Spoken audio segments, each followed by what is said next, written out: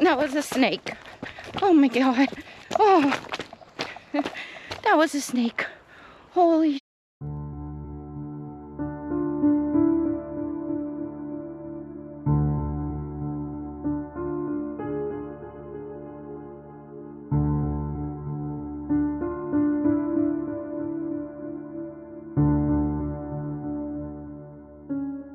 Well, here we are. I'm back at the scene of the crime. That's right, the scene of the crime. Well, it could have been a scene with the crime between me and a freaking rattlesnake. That's right. I stepped right on a freaking rattlesnake, and thank God I didn't get bit and was able to survive that.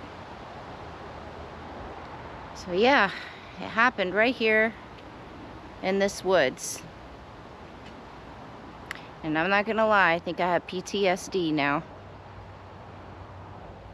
from this incident, because I'm a little sketched out being back in these woods. But it happened way over there, and I'm not walking back over there again, so, because it was deep inside the woods. So this is good right here. So real quick, before we get to that interesting part of me stepping on the freaking rattlesnake, I know there's going to be some people that see this video that are new to my channel and aren't familiar with me.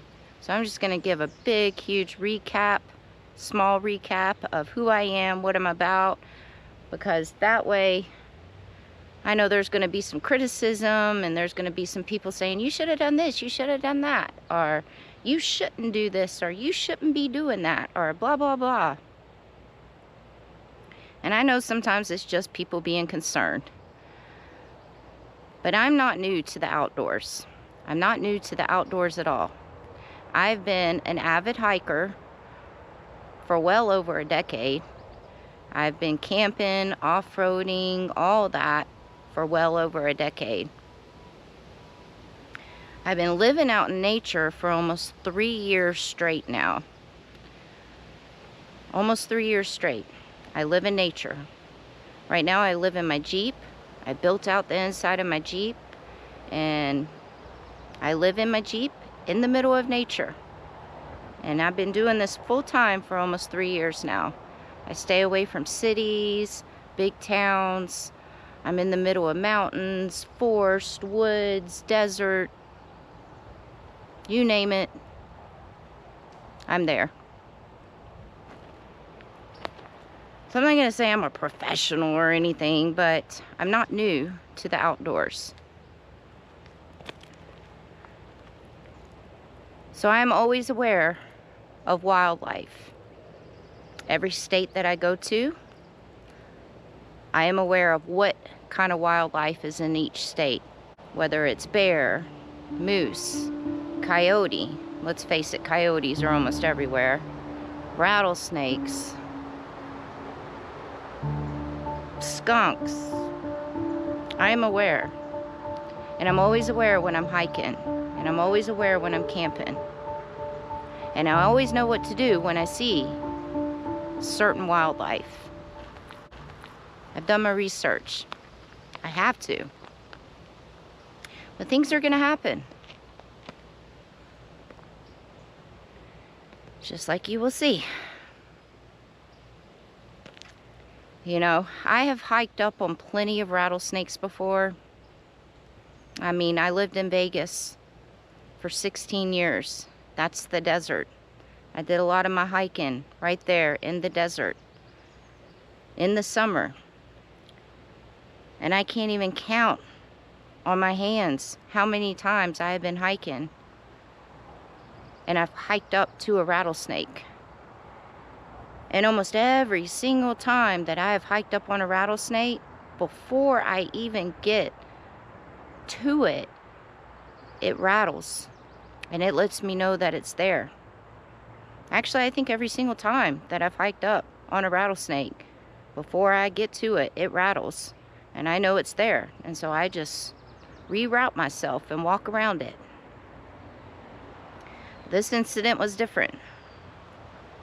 Right here, it's a little bit clearer of a path. But when you get in those woods over there, there's a bunch of leaves and a bunch of rocks on the path. And that's exactly what happened. As I was walking through those woods on one of the trails, and it was a bunch of leaves.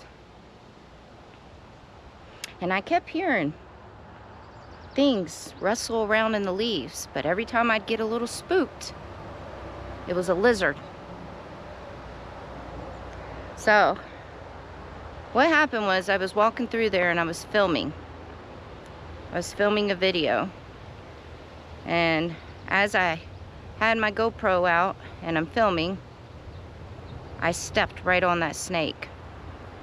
And I'm guessing that I stepped on its head, because that's the only thing that I can think of why I did not get bit. Because, you know, a snake can just right up, you know, and bite me. But I'm guessing I must have stepped on his head. But as soon as I stepped on him, you can hear the rattle clear as day. And that snake did not rattle before I got to him. He didn't rattle until I stepped on him. That's when he rattled. And you can hear it clear as day. So we're gonna go ahead and show that clip right now. So make sure you turn your sound up. And as soon as I step on him, I say some not so nice choice words, so I might have to beep those words out. So yeah, let's go ahead and get to that clip.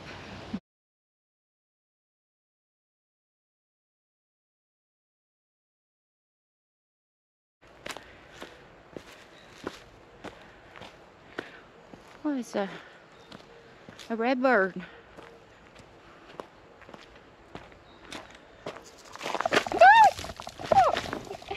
Oh, that was a snake. Oh my God. Oh, that was a snake. Holy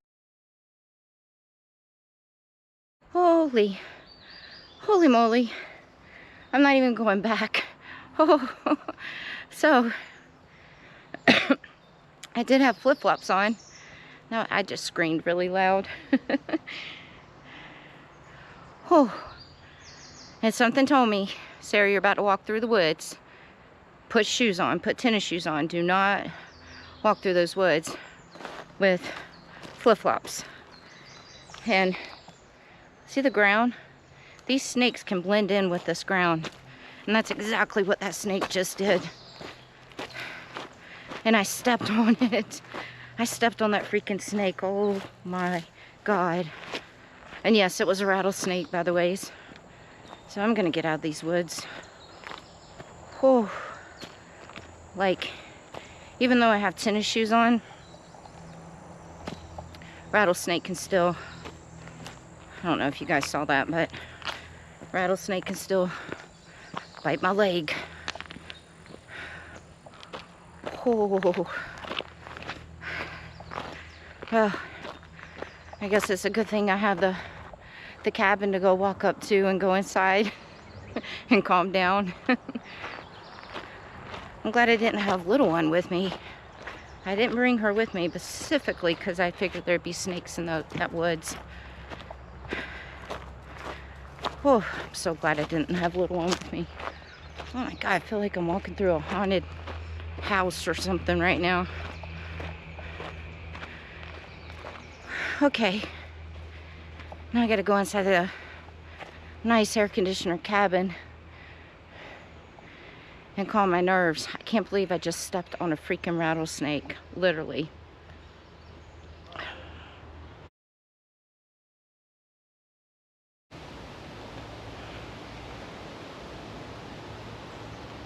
That was pretty crazy. Very crazy. I mean, I was pretty deep back in those woods right there. If I would have got bit by that rattlesnake, I think, honestly, if I would have yelled, I think because the woods are right behind the RV park campground that I'm staying at. And I think if I would have just kept yelling and screaming, somebody would have eventually heard me. But, I've never, ever, ever had an encounter like that with any kind of wildlife. I mean, I've come upon plenty of coyotes before. That's about as close as an encounter I've ever had with wildlife was coyotes. Coyotes, they don't really, they won't mess with you. So, I mean, I've never had an incident with as many coyotes as I've had come up to me. But that was definitely a scary incident. And I kind of wanted to make a whole entire video out of it because I know some people are new to the outdoors and camping and hiking and walking through nature and all this stuff. And so that's why I wanted to make a whole video out of it. I wanted to talk about that, about the wildlife. You know, every state has different wildlife, and I'll be completely honest with you, I'm not, on my travels, since I've been traveling for almost 3 years, that's one of the things I put into consideration on what states I go to at certain times. So meaning during the summertime, that's snake season. And well, you know, me and snakes, you know, we're not friends. We're not, you know, we're just not there, you know, so I'd much rather go hang out in bear country than snake country. So, with that being said, I'm normally not in snake country during the summertime in the states that have a lot of snakes. Right now it's an exception because I have some things to do in this state of Arizona that I'm in right now. I have some things to do here this month. But after I get these things done, I'm out of this state and I am out away from snakes.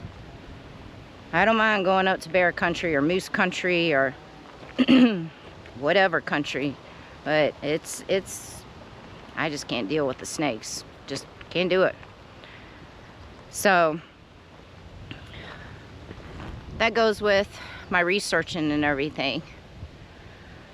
I'm kind of familiar with a lot of states because I've already done 27 of them. So I've already done my research on those 27 states.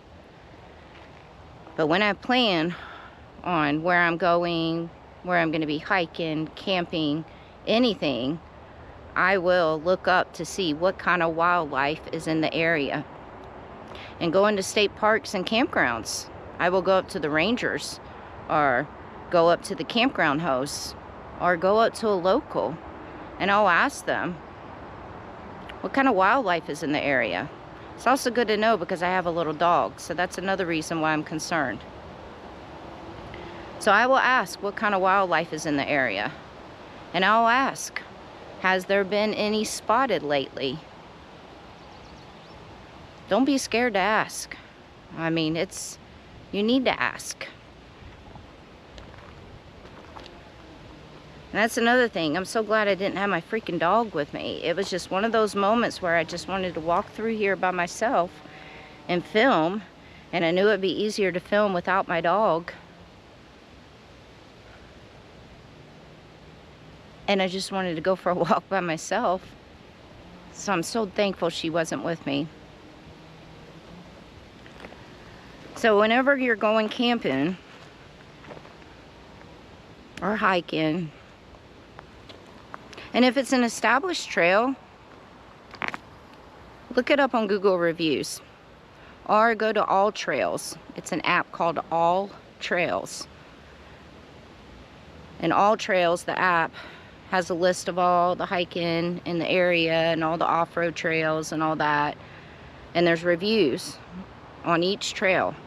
And then on Google, you'll find reviews.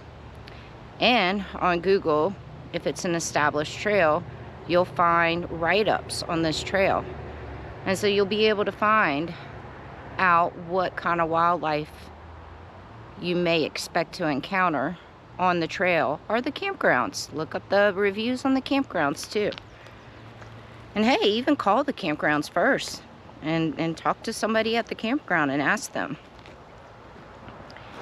And then the next thing to go with that is, not only do you need to find out what kind of wildlife there is, but you need to know what to do when you have an encounter with that wildlife. Oh, I don't want to walk too far in these woods. So you need to know what to do. You know, I stepped on the rattlesnake.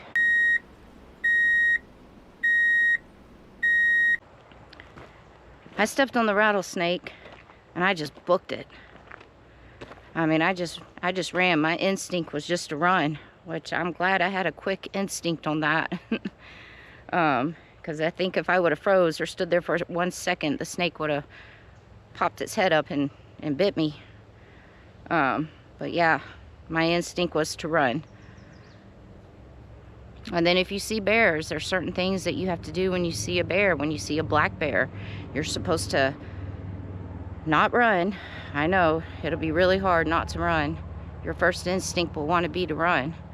But you got to stand your ground and start putting your hands way up in the air and waving them around and making some movement like that, and make yourself look bigger than what you are. And in a stern voice, you have to like tell the bear to go away. And then they say if you see a brown bear, which is a grizzly bear, then you have to lay down on the ground and play dead. Let's just hope we never have that encounter right there, because I don't know if I could lay down on the ground with a big old grizzly bear above me. I'd probably literally pass out. And then there's just certain things you need to know, you know, like when you see a cougar or a mountain lion, never turn your back. Never turn your back. I've hiked up on mountain lions twice. Twice I've had encounters with mountain lions.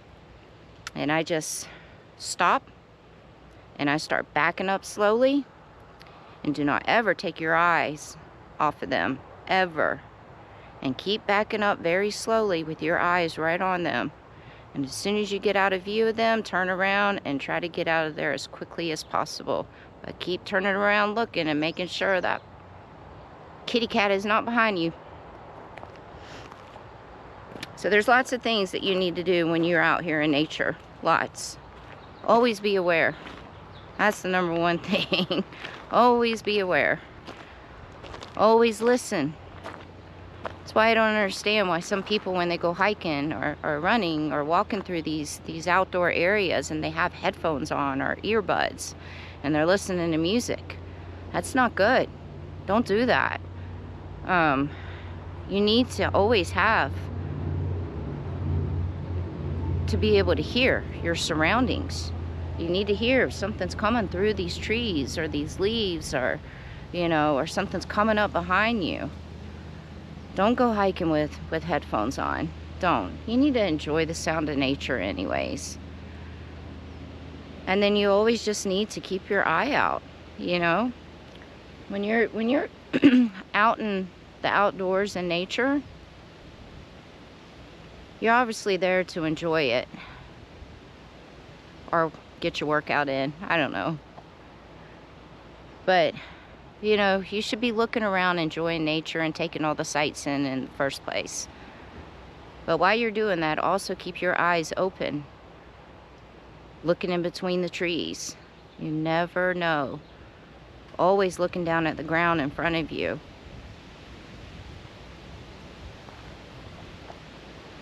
I see a lot of people when they go hiking and stuff. I see a lot that have the headphones on and the earphones. And I see a lot that they're not paying attention. And in a way, you know, just now with me, you know, that incident with me stepping on the rattlesnake and everything, I should have been paying more attention. Because I was walking through the woods and I was filming myself. I had this GoPro right here and I was talking to the GoPro. See, that was a lizard. And we're gonna hope that was another lizard. But I was talking to this GoPro and I wasn't really paying too much attention to the ground. So, but then again, the snake was underneath the leaves. So a little bit was my fault, because I should not have been so concentrated on filming and looking at this GoPro, walking through woods like that, knowing it's snake season and I'm in snake country, and not concentrating on the ground. Another thing too is make sure you always have proper footwear on. I know, I'm guilty. I'm one of those people that like to go and hike sometimes with my flip-flops on or barefooted, because, you know, you're more grounded with nature and closer to nature. And I do it every once in a while. Not in woods. Not in woods, though. But realistically, you need to be smart with having the proper footwear on, like tennis shoes, hiking shoes. Because even if you do come encounter with some kind of wildlife out there and you have to run, let's face it, it's going to be easier to run in tennis shoes than in flip-flops. You're going to lose your flip-flops, or barefooted. I think this incident with the snake right here has got me rethinking hiking barefooted. Alright guys, I just wanted to share that with y'all, and give y'all a little bit of insights on what to do and what not to do. Moral of the story is, don't do what Sarah just did and step on a rattlesnake. I'm Sarah. Don't do it. Be more aware.